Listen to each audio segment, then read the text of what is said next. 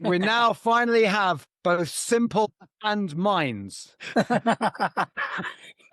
Probably, I was just saying, Charlie, we owe these guys. We better be good today. After all, we've put them through. Yeah. After everything you got. Last time I saw when last time I said hello to you guys was actually just not long after we'd spoken to you, Jim, when you put on a amazing show in Brighton on that last. Was it 2022, 23 that tour? It was. We were drinking the bar afterwards. You were great. It was like talk about all killer, no filler. Did you go backstage, guy? I didn't go backstage. No, they wouldn't let me backstage go. But there's quite funny. They met me in a bar over that. This was COVID time. I don't think there was such a thing as backstage then. 22. Yeah, I suppose it was the end of it. Yeah, 21. Whenever it was early. Anyway, whatever. No, they hate me. They hate you. I just wanted to get that across. No, obviously no. And I had my old friend Cherise was in the band, the magnificent Cherise to say. We had a drink. We had a drink. We did, Charlie. It was fabulous. Yes, but because I listen back to the interview we did with you, Jim, a few years ago, and at the end it's like, oh, I'll come and see you play live, and I'll come and see you play live, and Guy did, and I never did, and I feel really quite bad about that. But what I to the live album that you've had out recently, which I think is recorded in Amsterdam, is it? That's right. Yes. Yeah, live. The sound of it is phenomenal, and that's not blowing smoke. It really is phenomenal. Well, thank you very much. I mean, you don't get a lot of kudos for doing a live album these days, although I'm sure we'll go into it later on. So probably some of our favourite albums of all time have been live albums, but you don't get a lot of kudos. Having said that, we have had a lot of kudos due to the sound of that record, so it's nice that you picked up on that, Gary. Why do you think live albums? Because they were such a staple in our record buying. It would be Deep Purple live in Japan, or Rory Gallagher. The only Rory Gallagher album I owned was live in Europe. Genesis live. It was a way. It was a way of, that's true. But it was a way of doing a compilation of stuff before you did a greatest hits. In a way, it was a great way. Peter Frampton's a classic example. No one knew those first two albums, and it was a great way to get introduced to all that amazing material all in one go. I think it's absolutely. You're right. Yes, again, because that album was huge. That Peter Frampton album, wasn't it? The live one. And I remember, and it was recorded at support slots. All those gigs are him opening. That's all him opening for someone. Yeah. Really? Wow. I mean, I'm guessing that. I'm sorry. I'm going to get shot down for that, I'm sure. But one of our favourite Doors albums is the live one, absolutely live. And it was such a weird thing that live albums were. Yeah, I mean, that's a great point. Do you think compilation? Do you think it's because people don't trust live anymore? Because for the last 10 years, people use backing tracks and. Good point, Gary. Maybe, yeah. No, I think it's just because it's not rare. Back in the day, you go to a gig and you're on stage only 10 minutes. It's already online, the intro. Whereas back in the day, I think the word I would use is memento. I mean, compilation's all right, but memento's a bit better. If you went to see your favorite live band or one of your favorite live bands, I mean, you carried it with you for the next weeks and months. It was just, they invariably blew your mind. And if you got a memento with that, a souvenir, I think Gary, I don't know if it was Gary there or Charlie who mentioned Genesis Live, because we know, Gary, that you're a huge Genesis fan, and that was one of Charlie and I's real favourite bands, one of the first bands we saw live around the same time. So when that Genesis Live record came out, for me it was just, but the other thing, of course, the other great thing was bootleg records, as they called them then, which were invariably live.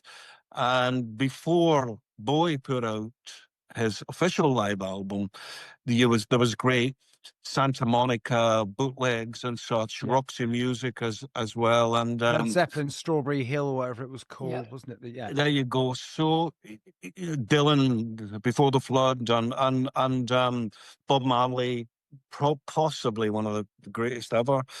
And so the rarity of that, coming back to what I was saying there, I think it's just not so much a rare thing. Although in the case of Simple Minds, very thankfully, we do have a kind of fan base that does lap it up. And especially if you can, now the record label we're with, BMG, they do a great job with the packaging and all that. And the summation of it, I think, makes it really worthwhile for, let's say, the hardcore. Yeah. There's also a thing. Sorry, Gary. I'm interrupting you to raise a point that you raised a long time ago, which is with a lot of those bands, The Who, Slade, something like that, where the whole point of them is what they do in front of an audience.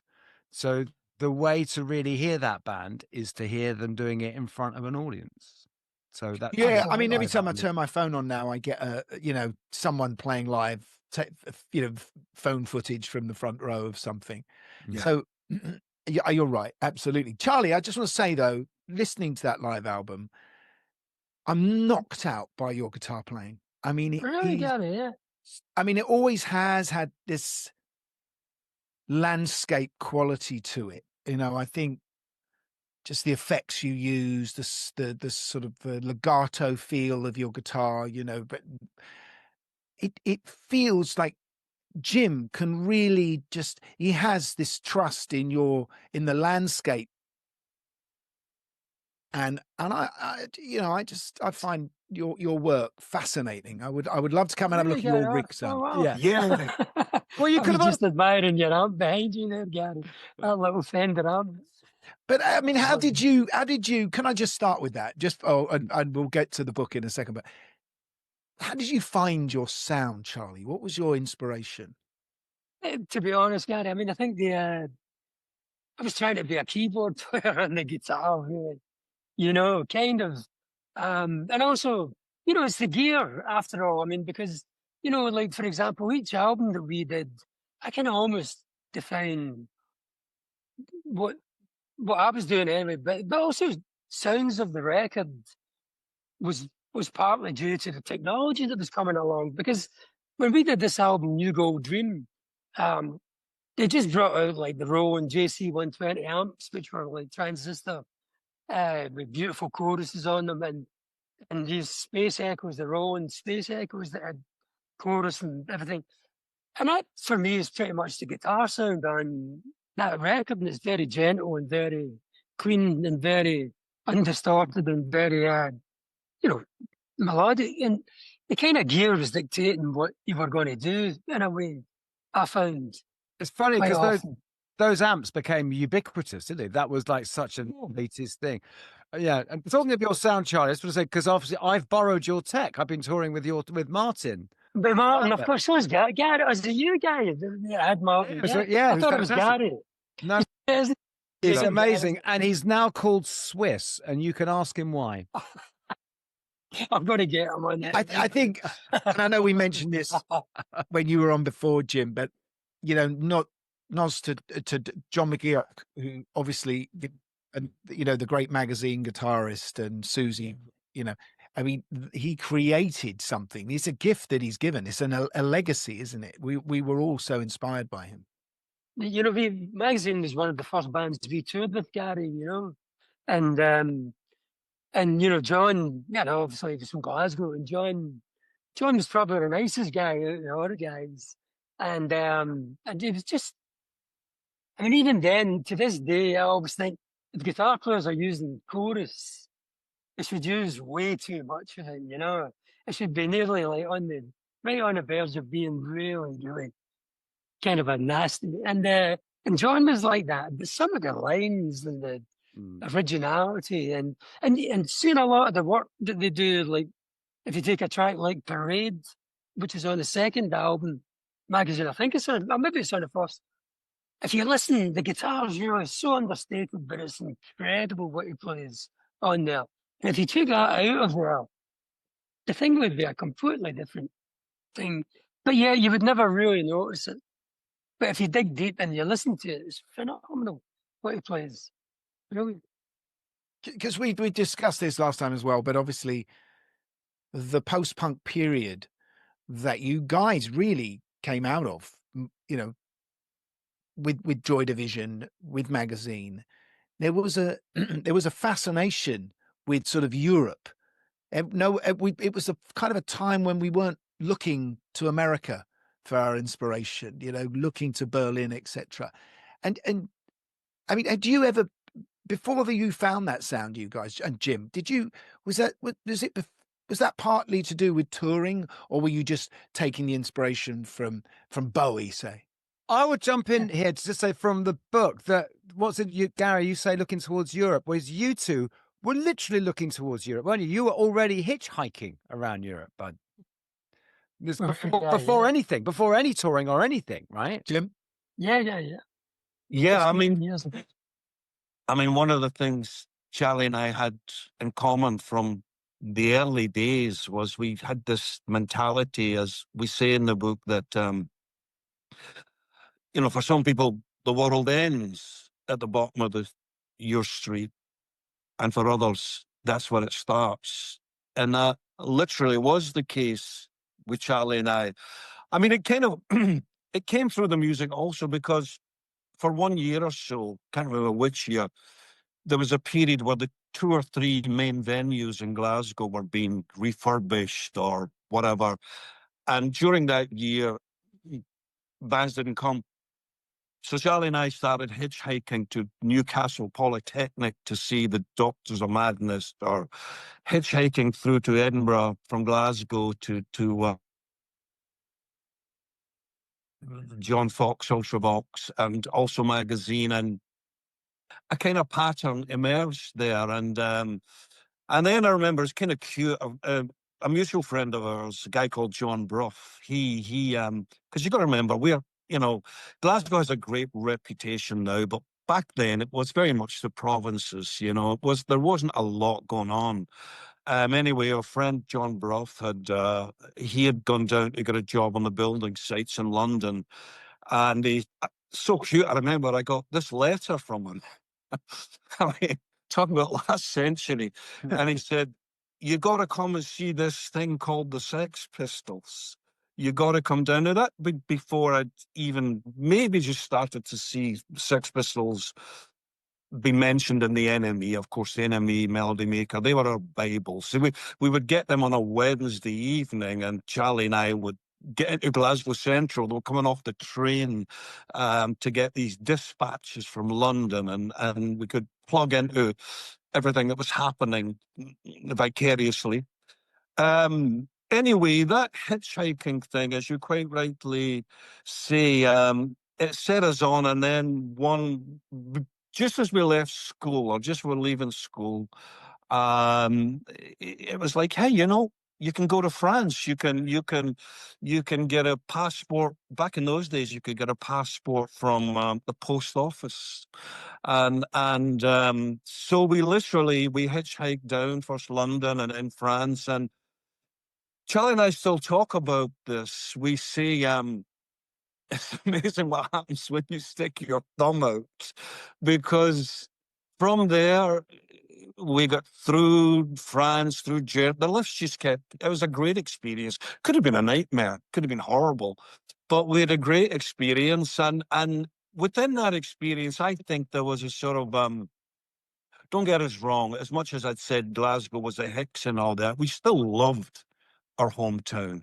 We loved the football. We loved the friends. We even liked school. It was cool. But there was this feeling of something else is out there. And of course, probably hitchhiking itself, as you say, Guy, that itself links to the whole American thing, Kerouac on the road, this thing of, it felt great to get up in the morning and not know where you were going to be sleeping that night. And I have to tell you, that all came back to us very recently, a few weeks ago, when we played one of the world's greatest venues. It'll be somewhere I know yous have played. I'm talking about the Teatro in Verona. Oh, yeah. And literally, Charlie and I, you know the arches outside the Verona. Charlie and I literally slept under one of those arches back in the day, because, whatever little money we had, we would keep it for when it was raining. So we slept under the those arches, Verona, and who was to know that all those years later, what was actually 89, the first time we played there, that we would have a band and we would not be sleeping under the arches anymore. Did you get to Germany at all? Yeah. Did you find music? No, that's funny, Gary. No, on that trip, no. I mean, like, you mean the crowd rock idea? Yeah. Charlie, we knew Autobahn. We did, Jim. Well, we knew him and doing all that. I'm in doing, you know, load band and all that. Faust, all that stuff. No, we did get. I mean, I had an older brother that was into all that stuff. You know, Gary as well. Jim had an older friend who was into that stuff. So we were kind of conscious of it, but not on that trip. We didn't really come across music as such. Really, you know, it was more just about the atmosphere of Europe itself. Because one of your albums, lyrically, Jim, you wrote about a man traveling around Middle Europe.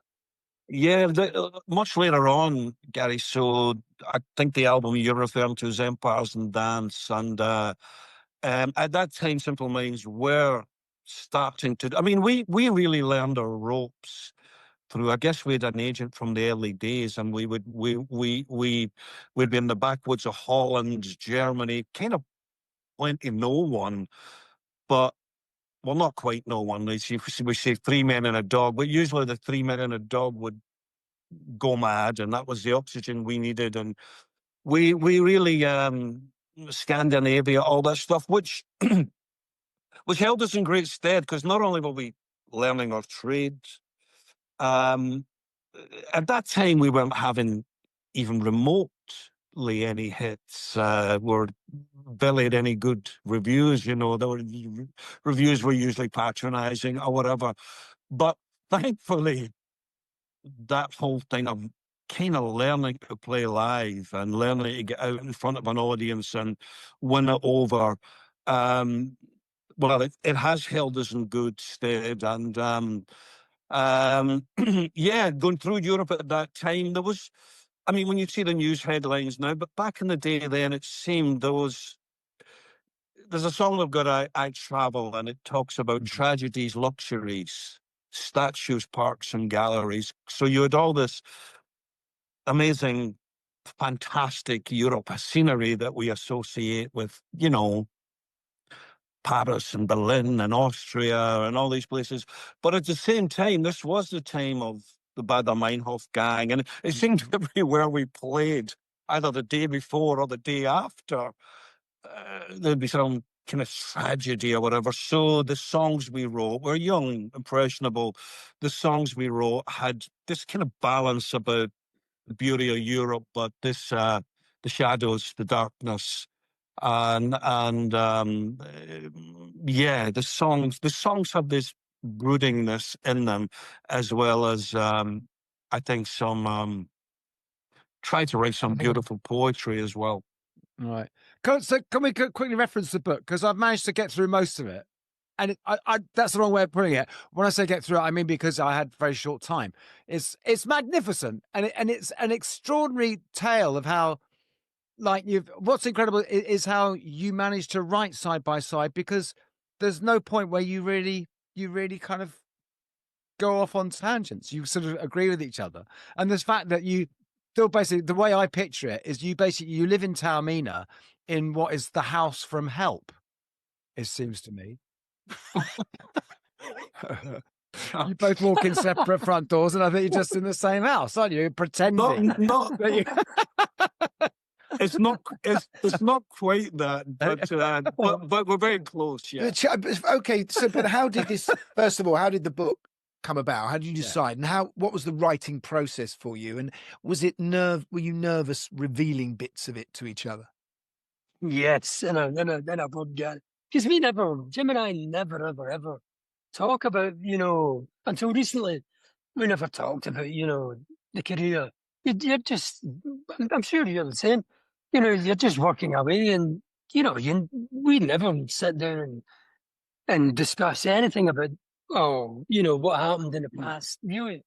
And so when it came time to do a documentary recently, and this book, it was a whole new thing for us. That was a completely different we had to access parts of our personalities that we just weren't very natural, you know, and it's a kind of weird thing to suddenly find yourself talking about your life. It's really weird. It's just not normal. And but luckily we had this guy, Graham Thompson, the writer, and Graham kind of came up with the idea, right, Jim? It was Graham that first mentioned this. No, it wasn't, Charlie. Was it you? Don't fall out, guys. Here we go. Yeah, here we go. It was Charlie, after 50 whatever years. It's here on Rockonteurs.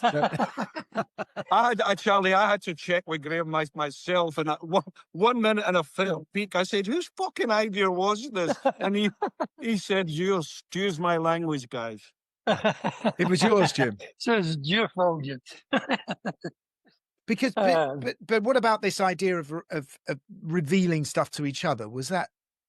I'm sure there's lots of love, but there must have been moments when you had to sort of be critical as well. Yeah, I think, I mean, the real key of the book, I think, if, you know, when you say what's behind it, let's be honest, everyone that's anyone now and it's had a long career, it's part of what you do. People are interested. They want to hear your story. In fact, they've been listening to your story through years of interviews, but there comes a time where, you know, you think, this is the time to put, you know, really lay it out. Because if you don't do it, someone else will do it and might not be as good, or it'll be different anyway. But the key here was, I think it's quite rare. I mean, as it says, the key here is the word friendship, because that's what Charlie and I have. And although that sounds a bit icky and all that, let's face it, in rock and roll, friendship between bands and writers and stuff, it's a wee bit rare. I mean, usually they start off friends, and that's not the case later on in life, where they go their separate ways, or, you know, because when you're 18 and you've got the same, you know, philosophies and outlooks and politics and ideals, but then as you grow, you don't all grow the same way. You don't all grow the same way musically. You don't all grow the same way ethically. It's not always the case. But in Charlie and I's case, there is this friendship that goes back from, I first met Charlie when we were 8 years old. And here we are, quite a bit older. And still doing the things that we do. Still, in fact, one of the reasons, what has been a longevity, one of the things I find, and it comes up in the book, is that as much as I know Charlie like the back of my hand, kind of, we're still able to surprise each other. And essentially, that's what you're getting at there. And I got that from the book. There were things Charlie would have said, or his outlook on things that I wouldn't have known. I mean, the one thing about Charlie is, if anyone meeting us two, they would probably say, well, Charlie's the friendliest straight away. Charlie goes out his way with everyone to make them feel comfortable instantly. But in fact, Charlie's very, very deep. He's really, really deep. And I don't always know what he's thinking, or why he did this or why he did that. So for me, never mind fans of the band, for me, there was, you know, revelations in there that came as a surprise. Whereas also there's interesting stuff in that, because you both have sort of very different family setups, and it's almost like you were both supplying. So you both got every kind of family element there is from exchanging with each other, if you know what I mean, if that makes sense. Because I love all this stuff. Yeah, go on, Charlie. No, sorry, no. The weird thing is, you know, in a way, I'm the youngest of three boys in the family, and Jim's the oldest of three. And in a way, you know, Jim is the big brother in this setup. You know, always has been. You know, even the band in the early days, everything. You know, Jim's always kind of been like the big brother. And it's amazing that I think that comes from the family setup. I think that's the dynamic that happens when, you know, in families, you know, the middle kid is always a problem. How different were your families? Oh, our families weren't different in the sense that you know, absolutely working class in the areas. Charlie and I met Charlie the first day we moved into the new housing scheme, Tory which was Glen. the Tory Glen. The last thing it The was one Tory in it in Glasgow. Oh my God! well, that's funny. But the actual area of Charlie was in was called the Circus, Prospect Hill Circus. So we must be the only two that's ran away from the circus to join the rock and band. But that's so funny because no, Tony Hadley grew up in Percy Circus as well. But anyway, well, when you ask where our families are like, my mum worked in the first claim to fame here. The first Greg the Bakers in Glasgow. Come on. And really? next door, Charlie's very next door, the shop next door was the Bookies, and Charlie's mum worked in the Bookies. So we were good for a tip and a sausage roll. But the so family, we're from the same neck of the woods. But come on, let's hear about that first meeting, because it's obviously this has changed your life. You must forever look back on that moment. Yeah, and Charlie doesn't remember it. I remember it differently, Gary. I've got a different one. I thought we met during a football match. I mean, a school football match. But Jim remembers it as when we first moved to this housing scheme. I must have been on drugs then. You were only 8, Charlie. You weren't on. I know. But what do you think it was? What was it? Football that first bonded you, or was it music? No, what it was I had literally moved in that first day, and so you always remember that the first day you move into a new house, and literally Mum and Dad says go out and play. You know, they were organising furniture and stuff, and there was kids at the bottom of the street, and Charlie was one of them, and but we didn't become best mates that day. It was rightly say it was later on secondary school where we're all walking around with our Roxy Music albums and our Hawkwind albums. Oh, no, it was the Doors Live and Alice Cooper Killer, wasn't it? You had those were your Ellie Women. Yeah, that was Charlie's first gig, Alice Cooper. Oh, was it? No, Zeppelin. Yeah, Led Zeppelin. Wow. Houses of the Holy, that album. Yeah. So you started to bond on music then? You realised you had a... And were you playing guitar at that point, Charlie? I was, Gary. My brother had sort of... Well, I was trying to play guitar for years, and I mean, it sounds like the classic old story, but we couldn't afford the guitar. And finally, my brother managed to get... Well, my mum got me a guitar. With Embassy, remember Embassy Tip? You remember those smoking the cigarettes? Yeah. You get a little coupon. That's right. Yeah. She got me a guitar, saving it up. But then my brother got so silly to get you a guitar. Absolutely. I wouldn't be here without cigarettes. And, is there anything more rock and roll than that? No, funny you should say that. You should say that, Guy, because Glasgow itself was built on tobacco money. So, there's a connection there as well. But no, there couldn't be anything more rock and roll. And it's true, as Charlie said, if his mum hadn't liked the odd cigarette, we'd both be driving taxis today. Incredible. Well, I remember Greenshield plumbing. You trained as plumbers. Right. We bought stuff on Greenshield stamps a lot. Yeah. Absolutely. That was it. That was Greenshield stamps.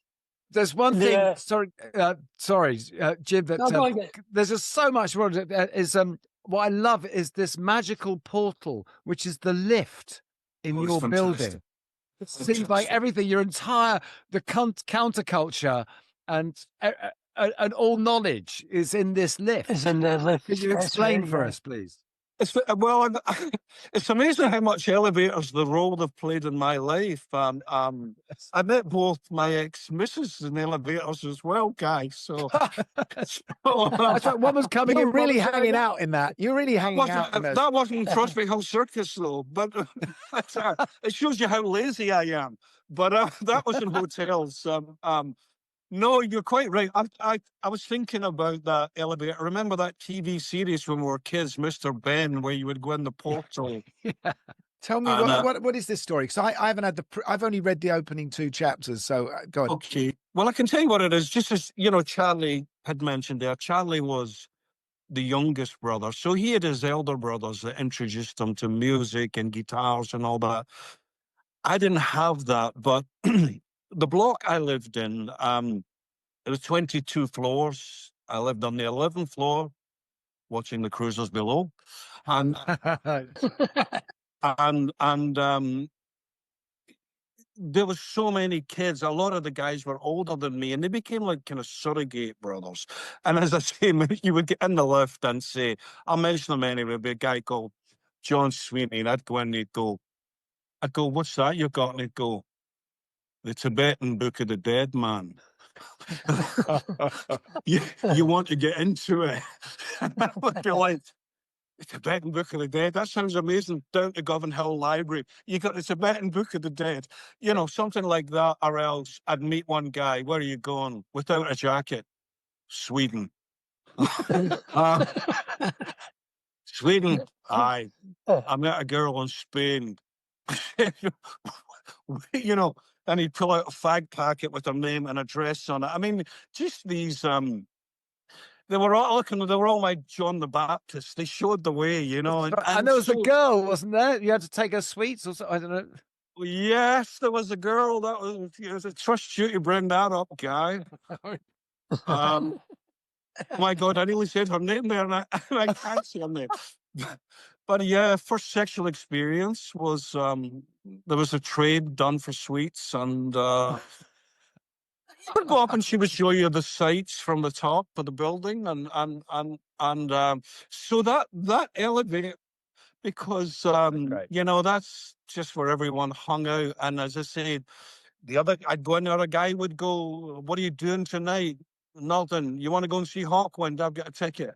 Sure. So that was my that they were all my big brothers, and they were the ones that introduced me. And did you ever end up in the lift with him, Charlie? Oh yeah, Gary, absolutely. With amplifiers, guitars, drum kit. But absolutely, carrying amps and guitars and whatever else we could cram in, Gary. But yeah, I mean, it was actually like, you know, I mean, it was a block that Jim was in that was particularly cool in a sense, with the guys that were, you know, certainly the guys that lived there. I mean, they had, like, you know, they were into the Velvets and stuff like that. The block that I was in, like, was all in heads, you know, it was all in, well, I better not make too much of a point about that, but it was kind of like, you know, it was more like football, really, rather than music. But certainly that block, it was like this kind of a musical thing. It's like a J.D. Salinger novel, isn't it? Or one of those kind of weird. I mean, it is an amazing. No.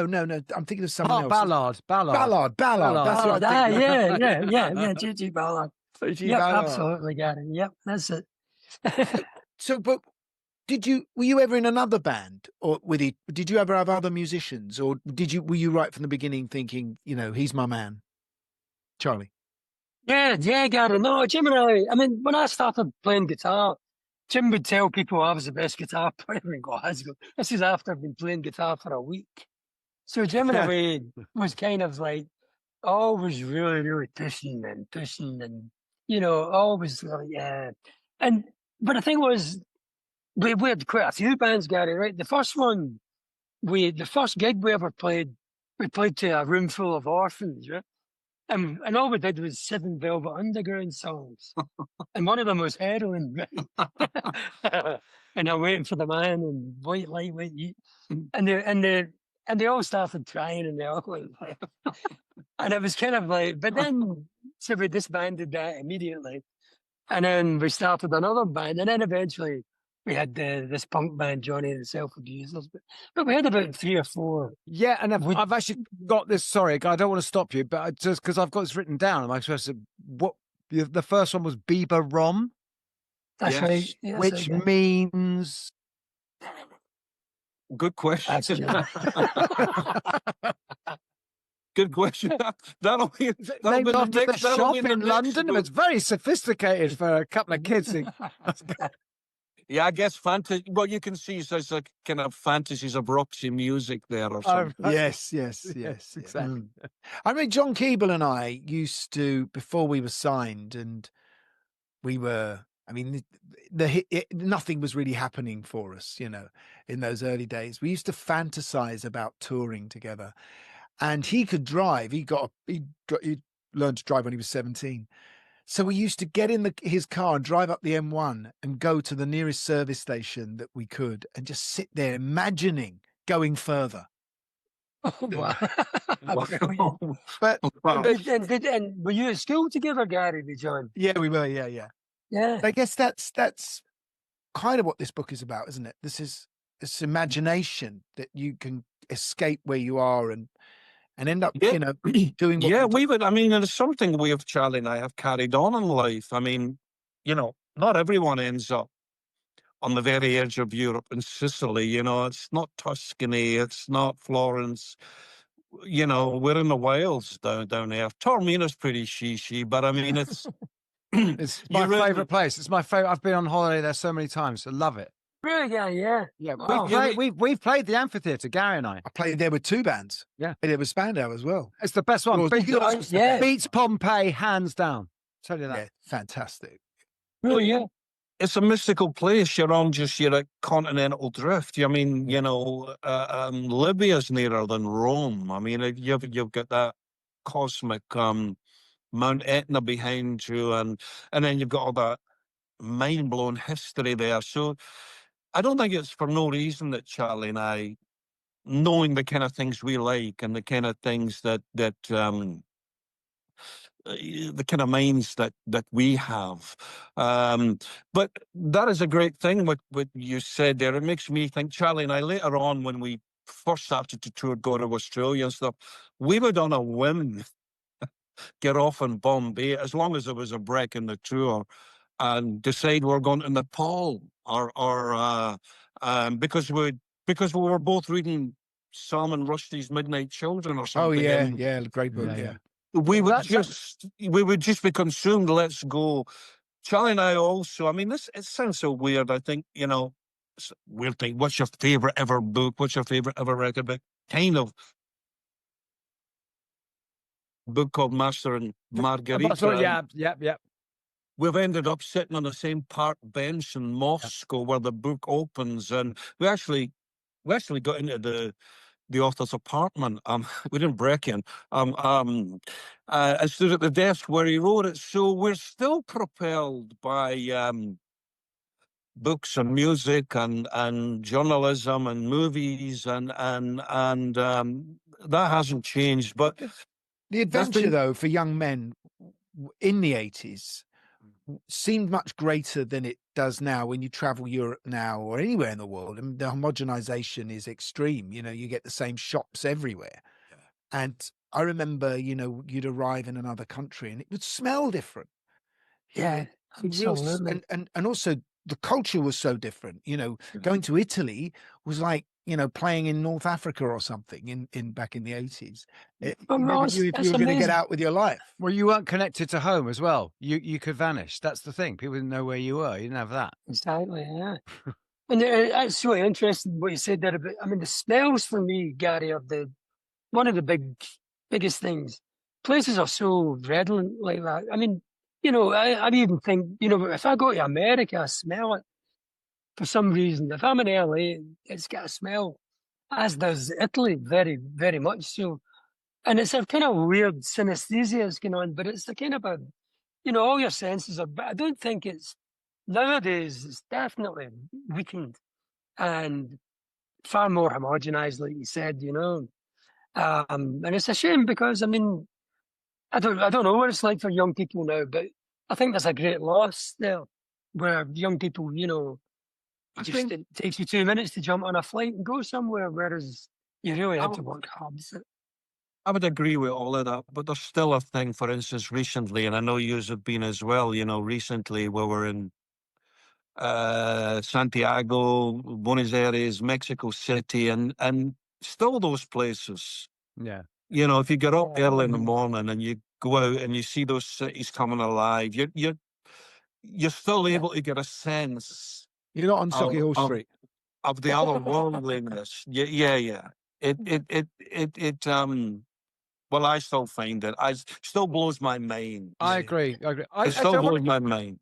I want to come back to just one other thing, which is, I would say, where you have a great parallel with Gary here, which is your discovery of the Citizens Theatre, which again is not a, the real avant-garde kind of agitprop theatre company, which is again not a very Glasgow streets kids thing to do necessarily. I don't know.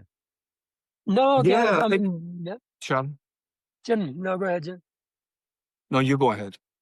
Charlie, go on. No, I mean, the Citizens, I mean, the first thing I ever saw, I'm sure it was the first thing, maybe not Jim, but we saw it together, was a thing called The Government Inspector by Chekhov.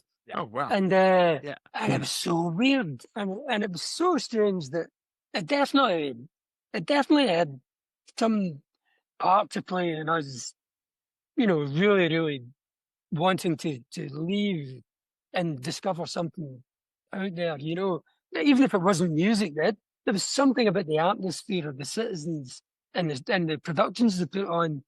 It was so weird that you just sort of thought there has to be these other worlds out there. It can't just stop in Glasgow, And this is when we were like, 15, Jim? Something like that. Yes, absolutely. Yeah. So you were both having your sort of intellectual journey at the same time together.